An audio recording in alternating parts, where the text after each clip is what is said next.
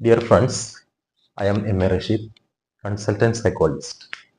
എന്താണ് active listening?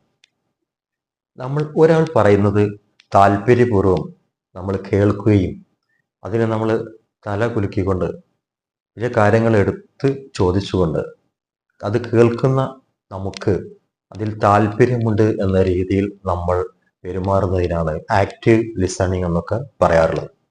നമുക്കറിയാം, psychology കൗൺസിലിങ്ങിലൊക്കെ ഇത്തരത്തിലുള്ള ആക്റ്റീവ് ലിസണിങ് ആണ് ഒരു കൗൺസിലർ സ്വീകരിക്കുന്നത്.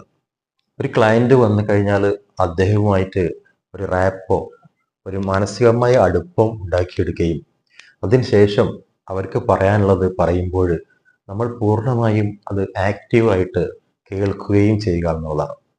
കുടുംബം, സമൂഹം, സുഹൃത്തുക്കള്, ഗുരുനാഥർ, നമ്മുടെ ശിഷ്യർ എന്നിവരോടൊക്കെ ഇത്തരം സമീപനം നമ്മൾ സ്വീകരിക്കുകയാണെങ്കിൽ നമ്മുടെ ആ സെന്ററും റിസീവറും, അതായത് പറയുന്ന ആളും കേൾക്കുന്ന ആളും തമ്മിലുള്ള ബന്ധം അതിശക്തമാവുകയും നല്ലൊരു കമ്മ്യൂണിക്കേഷനും ഒരു ഓപ്പണിംഗ് ഓഫ് ഇമോഷൻസും, അത് വികാരങ്ങളുടെ ഒരു തുറന്നു പറച്ചിലും അവിടെ നടക്കും. ഇത്തരത്തില് നമുക്ക് ഏതാണ് ഈ മൂന്ന് കാര്യങ്ങൾ ഇതിൽ ശ്രദ്ധിക്കേണ്ടതുണ്ട്.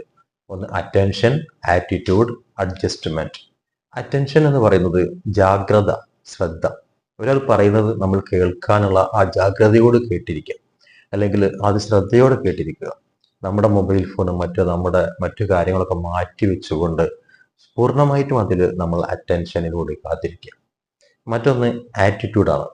നമ്മൾ കേട്ട കാര്യങ്ങളാകാം, പൊതു സംസാരമാണെങ്കിൽ ഒക്കെ നമുക്ക് അറിയാമെന്നുള്ള രീതിയിലുള്ള ഭാവം, ഞാനിതൊക്കെ അറിയുന്ന ആളാണെന്നുള്ള ഭാവം ഒരു സുഹൃത്തിനോട് സംസാരിക്കുമ്പോൾ, അല്ലെങ്കിൽ നമ്മുടെ ഒരു ക്ലാസ് കേൾക്കുമ്പോൾ, ഒരു കൂട്ടായ്മയിൽ ചില കാര്യങ്ങളൊക്കെ അവതരിപ്പിക്കുമ്പോൾ, ഇതൊക്കെ ഞാൻ അറിയുന്നതാണ്, എനിക്കിതൊന്നും പ്രശ്നമല്ല എന്നുള്ള രീതിയിലുള്ള ഭാവം ഒരിക്കലും പാടില്ല.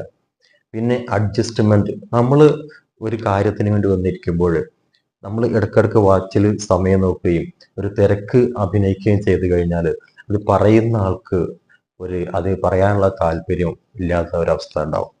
അതുകൊണ്ട് തന്നെ നമ്മൾ പൂർണ്ണമായിട്ടും ഈ മൂന്ന് കാര്യങ്ങൾ, അറ്റൻഷൻ, ആറ്റിറ്റ്യൂഡ്, അഡ്ജസ്റ്റ്മെന്റ്, ഈ മൂന്ന് കാര്യങ്ങൾ പിന്തുടരുകയാണെങ്കിൽ നമ്മളെ ശ്രദ്ധ പൂർണ്ണമായിട്ടും നമുക്ക് ഉപയോഗപ്പെടുത്തുകയും ഈ പറയുന്ന ആളും കേൾക്കുന്ന ആളും തമ്മിലുള്ള ഒരു ബന്ധം ശക്തമാക്കുന്നതിന് സാധിക്കും.